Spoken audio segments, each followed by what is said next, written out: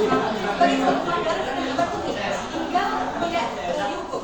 Dan yang keempat, asal belum itu menjadi suatu halangan bagi hakim pidana menghukum seseorang yang melakukan suatu perbuatan yang dianggap tidak sekambar atau juga sekambar.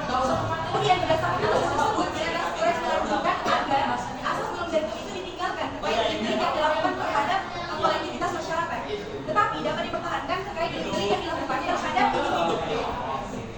Untuk itu, Utrecht menunjukkan bahwa analogi upaya dapat dipakai dalam delik-delik yang dilakukan terhadap kolektivitas atau masyarakat, tetapi boleh ditolak dalam delik-delik yang dilakukan terhadap individu.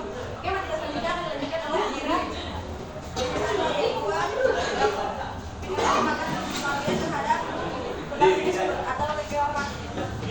Undang-Undang pidana pasal 1 ayat 2 menyebutkan bahwa jika kalau undang-undang diubah setelah perbuatan yang dilakukan, maka kepada tersangka mendapatkan hukuman yang mengandung baginya. Berdasarkan pasal 1 ayat 2 dikemukakan suatu aturan pidana hukum berlaku. Namun demikian aturan undang-undang keseluruhan paling tingkat atau mengumpulkan bagi dakwah. Dalam pasal 1 ayat 2 mempunyai 3 makna, yaitu yang pertama dilakukan perubahan dalam perundang-undangan, yang kedua perubahan terjadinya setelah seseorang melakukan perbuatan yang diancam pidana oleh undang-undang, dan yang ketiga undang-undang yang baru lebih memperluas lagi bentuknya terdakwa. Di pasal 1 ayat 2 juga menyebutkan tentang ada 3 teori yang menjelaskan tentang teori formal. Perubahan dalam perundang-undangan baru terjadinya apabila redaksi undang-undang hukum pidana sendiri berubah. Kedua, teori hukum materi terbatas. Perubahan dalam perundang-undangan itu adalah setiap perubahan yang sesuai dengan suatu perubahan perasaan atau keyakinan hukum pada perbuatan atau pembuat undang-undang. Yang ketiga, teori materi tidak terbatas, yaitu perubahan dalam undang-undangan itu adalah setiap perubahan dalam perasaan atau keyakinan hukum pada perbuatan undang-undangan maupun dalam keadaan menurut waktu atau merupakan perubahan undang-undangan menurut arti perkataan pasal 1 ayat 2 KUHP.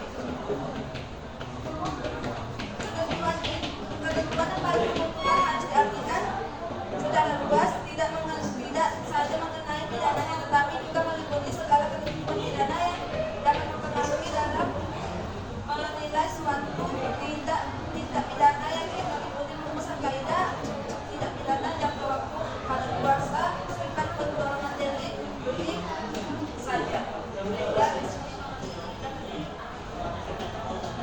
B.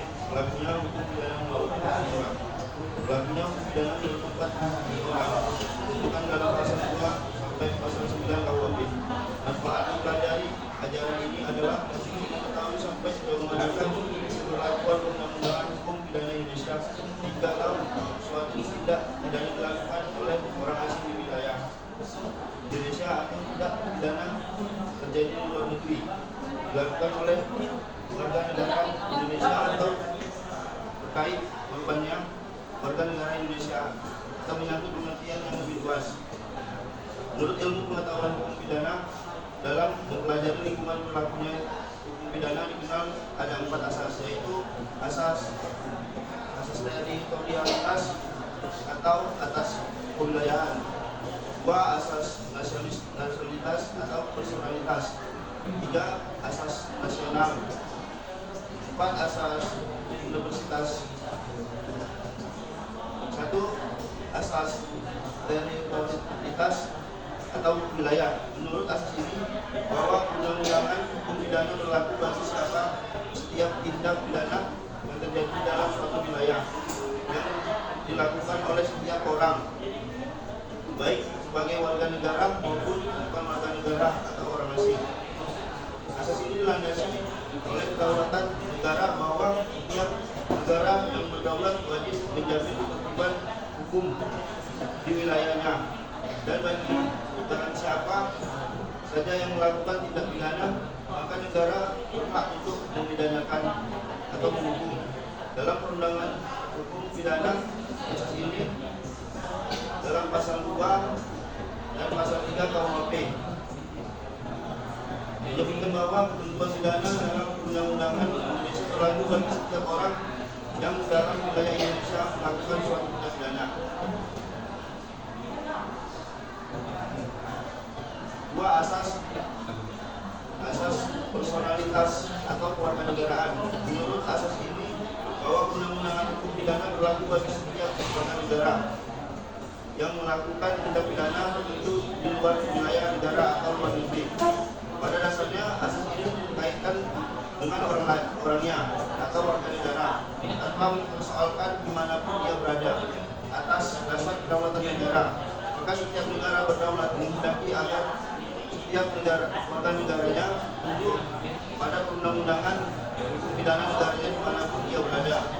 Dengan kata lain, bahwa undang-undangan hukum pidana negara yang berdaulat itu selalu mengikuti warganya. Dalam KUHP Indonesia, asas ini ternyata digunakan dalam batas-batas tertentu, sebagaimana diatur dalam pasal 5 KUHP dan pasal 6 KUHP dan pasal 7 KUHP. Pasal 5 KUHP mengatur sebagai berikut.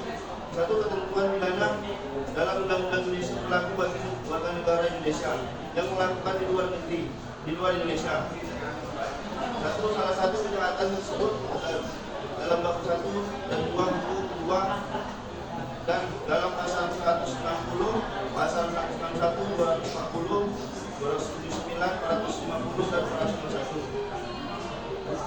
Suatu perbuatan yang dipandang sebagai kejahatan menurut ketentuan pidana dalam Undang-Undang Indonesia akan menurut Undang-Undang Negara, di mana perbuatan dilakukan diancam dengan pidana.